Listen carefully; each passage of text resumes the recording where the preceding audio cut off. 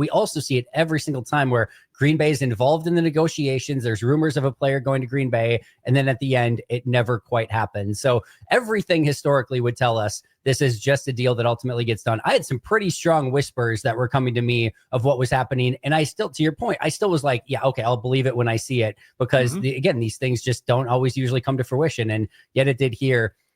From a Cowboys fan perspective, how are fans feeling about this? Is there a lot of frustration with the Cowboys and Jerry? Is there? I've seen some of the maybe twisting of like, well, actually, Micah, well, he's got his own podcast. Maybe he's not as focused on football. Maybe he's not as good of a run defender. Is there some spin, or is maybe some of that legitimate too?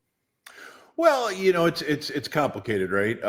Micah Parsons is a very rare talent, and we can't lose sight of that. So I don't assume anyone up in Green Bay or Wisconsin has lost sight of the special points of Micah Parsons. But Look, I'll tell you, he's a little extra in this environment, as the kids might say, in terms of just there's a lot that comes with the dinner with Micah Parsons, and not all of it is smiled upon by his teammates.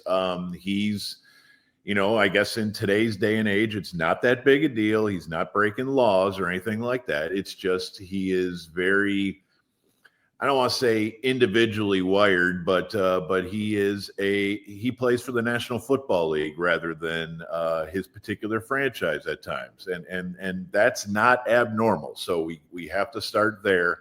That this is not the 60s.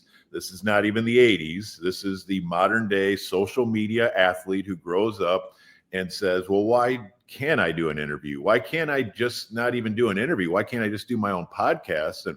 And why can't I just say what I normally would keep behind closed doors back in the day with a coach that ruled with an iron fist? But now I've got things to say.